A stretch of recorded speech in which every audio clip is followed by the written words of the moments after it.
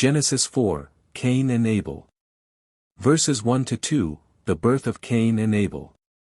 Now Adam knew Eve his wife, and she conceived and bore Cain, and said, I have acquired a man from the Lord. Then she bore again, this time his brother Abel. Now Abel was a keeper of sheep, but Cain was a tiller of the ground.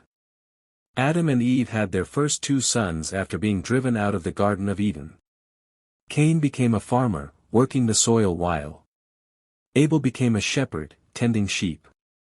Verses 3-5, offerings to God. And in the process of time it came to pass that Cain brought an offering of the fruit of the ground to the Lord. Abel also brought of the firstborn of his flock and of their fat. And the Lord respected Abel and his offering, but he did not respect Cain and his offering. And Cain was very angry, and his countenance fell. Both brothers brought offerings to God. Abel gave the firstborn lambs with their fat, the best of what he had. Cain gave fruits from his crops but apparently not the best or with the right heart. God accepted Abel's offering but rejected Cain's, likely because Abel gave by faith and with a pure heart, Hebrews 11 verse 4. This made Cain angry and jealous. Verses 6-7, God warns Cain. So the Lord said to Cain, Why are you angry? And why has your countenance fallen? If you do well, will you not be accepted? And if you do not do well, sin lies at the door. And its desire is for you, but you should rule over it. God gently warned Cain that if he did what was right, he would be accepted. Sin was like a predator at the door, ready to control him, but he had the power to resist it. Verses 8-10, the murder of Abel. Now Cain talked with Abel his brother, and it came to pass, when they were in the field, that Cain rose up against Abel his brother and killed him. Then the Lord said to Cain, Where is Abel your brother? He said, I do not know.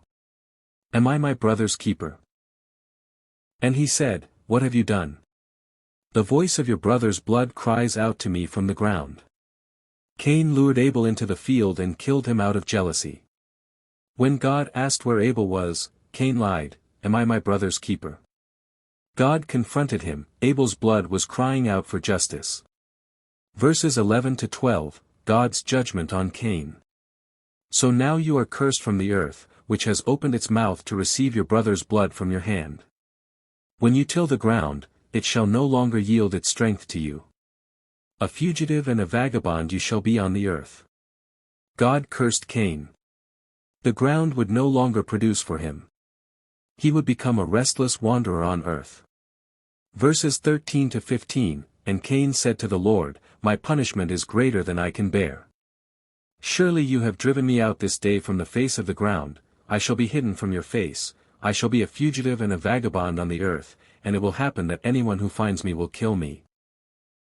And the Lord said to him, Therefore, whoever kills Cain, vengeance shall be taken on him sevenfold. And the Lord said to him, Therefore, whoever kills Cain, vengeance shall be taken on him sevenfold. And the Lord set a mark on Cain, lest anyone finding him should kill him. Cain feared that others would kill him, so God put a protective mark on him, warning that anyone who harmed him would suffer sevenfold vengeance. Verses 16-24. Then Cain went out from the presence of the Lord and dwelt in the land of Nod on the east of Eden. Cain left God's presence and built a family line. He had a son named Enoch. His descendants included Lamech, who became the first recorded polygamist and boasted about killing a man. Verses 25-26, birth of Seth. And Adam knew his wife again, and she bore a son and named him Seth, for God has appointed another seed for me instead of Abel, whom Cain killed. And as for Seth, to him also a son was born, and he named him Enosh. Then men began to call on the name of the Lord. Eve gave birth to Seth, who would continue the godly line leading to Noah and eventually to Jesus. White heavy checkmark moral lessons from the story. God values the heart behind the offering, not just the gift itself. Jealousy and anger, if unchecked, can lead to terrible sin. God warns before judgment, giving people a chance to repent. Even in punishment, God can show mercy.